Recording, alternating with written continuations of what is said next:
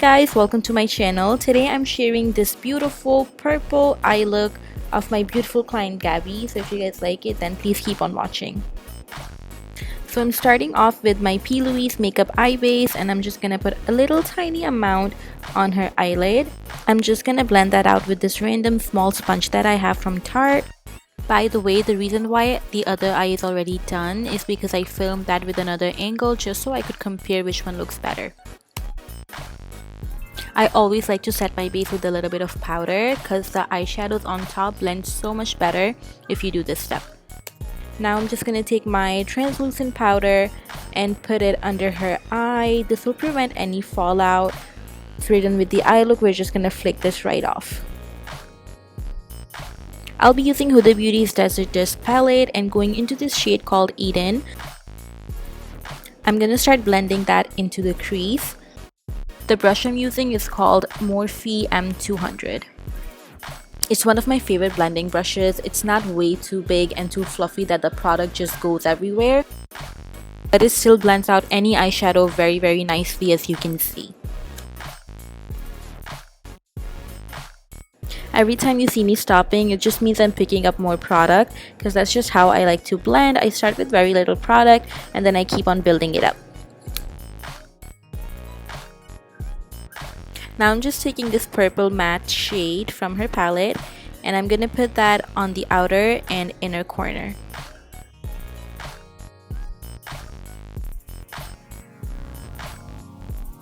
For this step, I love using my Sigma E25 brush.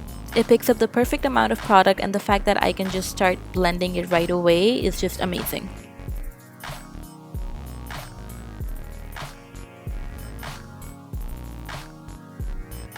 As far as the formula of these matte eyeshadows, I really liked it. I loved how it was now way too creamy, because sometimes when eyeshadows are way too creamy, they blend out way too easily and they don't really hold their color, and I don't like that.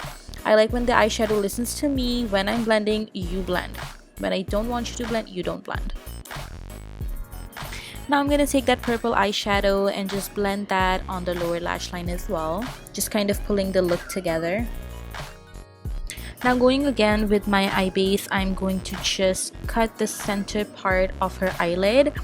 What really helps is your own vision. Just look at her eyes and kind of imagine where the lighter part would be. I know it's a little bit tricky. This takes a little bit of practice, but practice makes perfect. By the way, you don't have to have an eye base. A concealer, a foundation would do. It doesn't really matter. We're just trying to create a clean palette to put on our glitter. Now I'm going back with that sponge and kind of blending it, just making sure that it's dry and it won't move. Now going back with that purple matte shade, we're going to just blend the corners. The blending for this eye look is so easy since it's only 2 colors and I only used Eden once. So it's definitely a super easy eye look that you really need to try. Now I'm just gonna take this pink eyeshadow and put it in the center. This eyeshadow alone is absolutely gorgeous as well. If I didn't have to go with the glitter, I would have just used this eyeshadow alone, and it just gave the perfect golden pinkish shine. I loved it. Don't forget to blend the edges. Now I went with this duo chrome eyeshadow and just applied it on the lower lash line. I'm also going to apply it where the matte eyeshadow and the pinky shimmer shadow meets.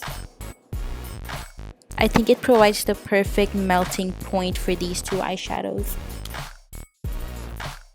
Now I'm going to line her eyes with this waterproof black eyeliner. Tight lining is so important if you're going to be using eyelashes. I never forget it because it makes so much difference. By the way, this small pointy blending brush is Sigma's E45. Now going in with the world's blackest black eyeliner, Inglot number 77. I'm gonna create a winged eyeliner. So starting from the corner of her eye, going all the way up to where her brow ends, and then I just pull it down and fill in the rest of the line.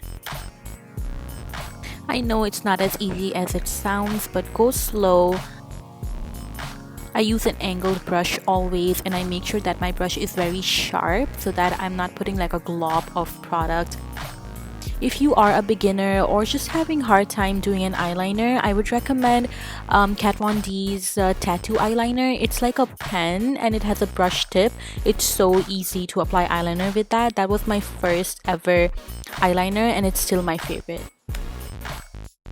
For that foil-like glitter, I'm using Huda's Matte and Metal eyeshadow in the shade Pink Champagne, and I'm just gonna fill in that middle lighter part with that. With this particular product, I think there is a learning curve. It looks smooth if you apply a very thin layer, but it's not as shimmery with the first layer. So if you build it up, it kind of cracks. So I went back and forth just smoothing out some lines where it was cracking and just fixing a little bit here and there. But it looked gorgeous at the end, as you can see. Never forget to blend the edges every time you put on a new product. It's just so much easier and practical to keep blending as you go, because if you leave the blending for the last minute, you might not get the result that you want and get frustrated. You don't want that. Now dust off that powder, and any fallout from your eyeshadow will go with it. I love doing this trick, although it's not for everyone. So if you have very dry under eye or like mature clients, you wouldn't want to do this. In general, I'm a big fan of baking for like more dramatic looks. I think the makeup just lasts so much longer and just looks so flawless. After I'm done applying eyelashes and mascara, I'm gonna go in with my chunky glitter. This one is from Charisma Beauty. This color is called Iridescent. It's like little specks of stars, like holographic random pieces. I just mixed that with my Sally Hansen's glitter gel, and now I'm gonna apply those random specks in the inner corner of her eye.